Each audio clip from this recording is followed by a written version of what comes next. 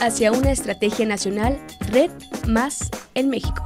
Ponentes: Cecilio Solís Librado, Carlos Macedo Pérez González. Cecilio Solís Librado, Rita. Es de origen nahua y nace en una comunidad de la Sierra Norte de Puebla. Estudió en la UNAM Geografía, es fundador en 2002 y actual coordinador de la Red Indígena de Turismo en México, Asociación Civil. Además, coordinó y fundó la Organización Indígena y Campesina de la Sierra Norte de Puebla. Fue coordinador en el área de autodesarrollo de la Asamblea Nacional Indígena Plural por la Autónoma Agrupación Política Nacional, en la Agrupación Maya IC, Turismo Ecológico y Cultural del Pueblo Maya, SCP. También ha participado en diversos cursos y talleres en los que destacan el Encuentro Continental de Pueblos Indios y Biodiversidad, Taller de Autodesarrollo Indígena de Meso y Suramérica, Biodiversidad, Pueblos Indios y Desarrollo Sustentable, Estándares Internacionales para el Ecoturismo Comunitario y el Foro Permanente para las Cuestiones Indígenas. Fue asesor de la Secretaría de Pueblos Indios del PRD. Ha recorrido países de la Unión Europea y de Asia, de Centro y Sudamérica, así como países del Pacífico, siempre con los temas de biodiversidad y desarrollo indígena, lo cual ha podido realizar en su quehacer cotidiano en las comunidades de México.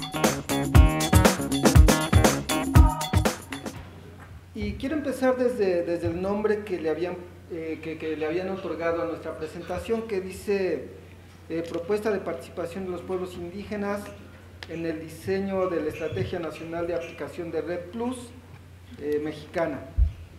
La verdad es que nosotros, particularmente como Rita, no podemos hablar, no podemos hablar a nombre de todos los pueblos indígenas, o sea, eso sería un pecado hasta de origen, ¿no?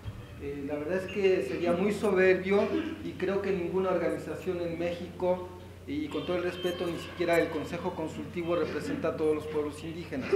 Nosotros podemos hablar por nuestra organización y a partir de ahí sí hacer una serie de precisiones y de posibles propuestas en la red mexicana.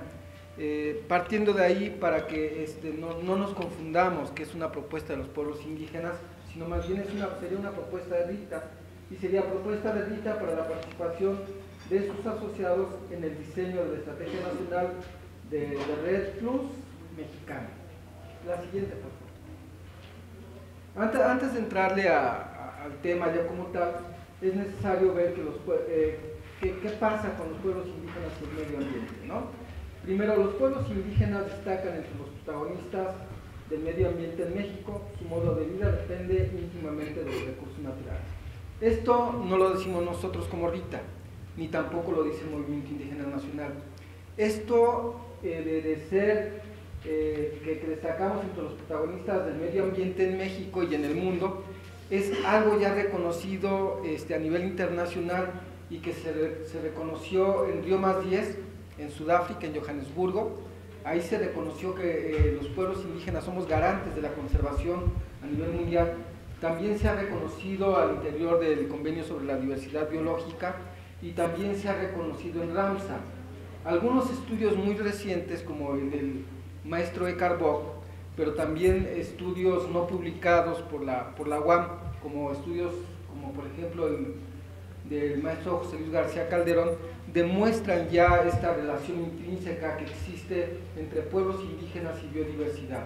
Cuando se hace un traslape de mapas anteriormente entre áreas protegidas y pueblos indígenas, se veía y se sigue viendo, se nota claramente que el 63% de las áreas protegidas o de las áreas más conservadas en el país coinciden con territorios indígenas. Esto, además de haber sido ya mencionado y reconocido por el CBD y Río + 10, también fue reconocido en su momento en Argentina, en la primera o segunda cumbre de áreas naturales protegidas de América Latina, por el doctor, me parece que es doctor Ernesto Enkerli, en su ponencia magistral, que fue la que abrió en Argentina los debates. Entonces no estamos partiendo de cero, y sí estamos partiendo de fundamentos además también reconocidos por estudios del Banco Mundial, del BID y del Fondo del Fondo Mundial para la Naturaleza, de la Unión Internacional para la Conservación de la Naturaleza, entre otros estudios de ONGs y de dependencias multilaterales.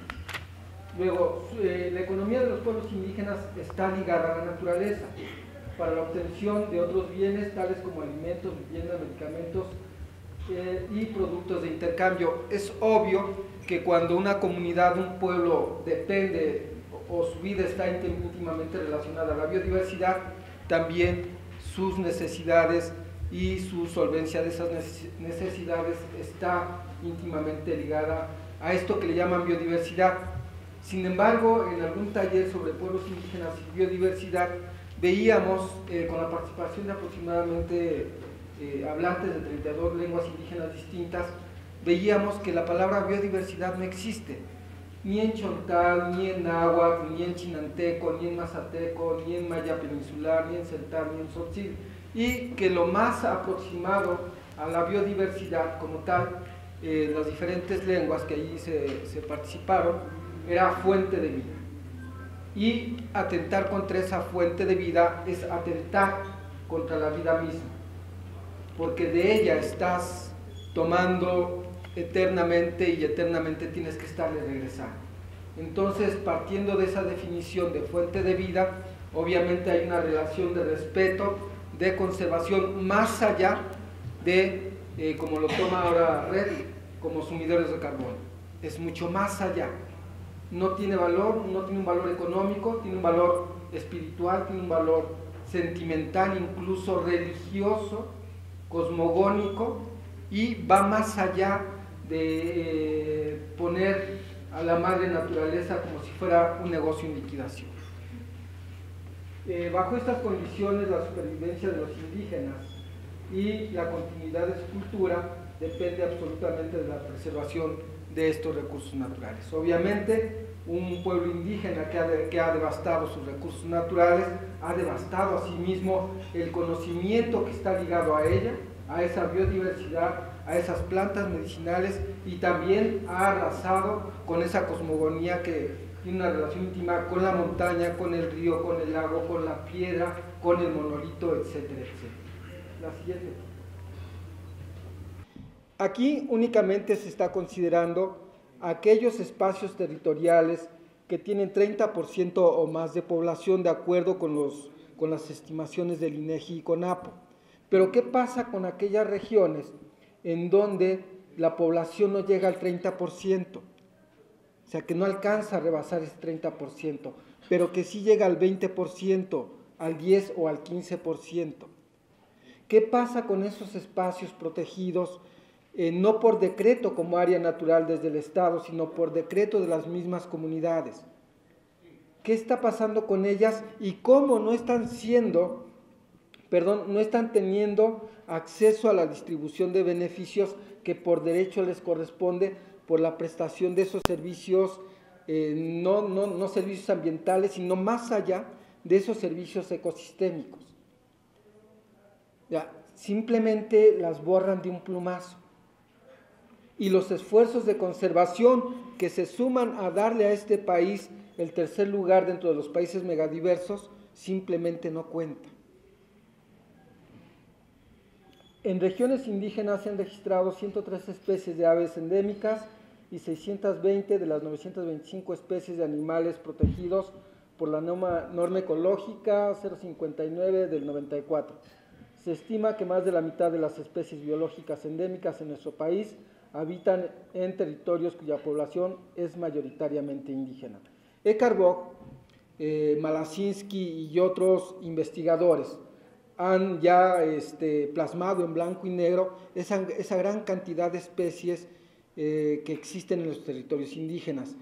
Y hay todo un proceso de sistematización, de ordenamiento, desde un punto de vista más, o desde una visión más desde la pertenencia indígena, en el ordenamiento de las especies, subespecies y demás, de acuerdo a un lenguaje local, de acuerdo a un lenguaje propio y al idioma local, tal y como se ha hecho con los suelos en Purépecha, en la región de la Meseta, en Michoacán, que es un estudio que se aproxima, de acuerdo con investigadores de alto nivel, se acerca a una metodología de carácter científico, tal y como lo ven desde Occidente, pero con una metodología netamente purépecha y con un idioma para cada uno de los suelos en su propio idioma.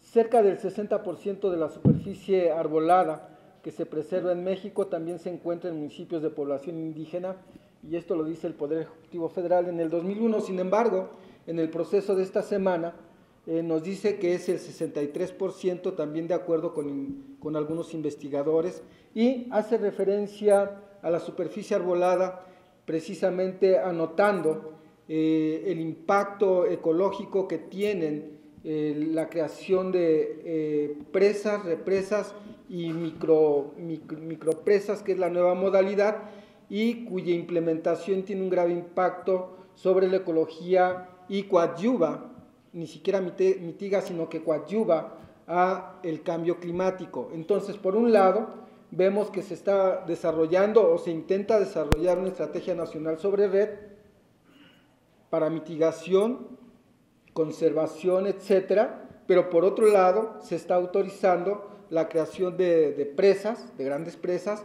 de represas, de elevar las cortinas, cuando el 50% de las presas útiles, o el 50% de las presas, de las más de 500 presas que hay en el país, ya están cayendo en desuso por la colmatación y la sedimentación en sus fondos, pero además también hay un proceso de deterioro de las cortinas ya con varias fisuras. Entonces, por un lado vemos que hay, o aparenta haber, un incentivo que puede ser perverso para la implementación de red, y por otro lado vemos que hay también todo un incentivo para la implementación y construcción de nuevas presas y elevación de cortinas. Nosotros en RITA hemos preferido no hablar únicamente de pago por servicios ambientales, sino más bien de servicios ecosistémicos, y no hablar únicamente de las superficies boscosas.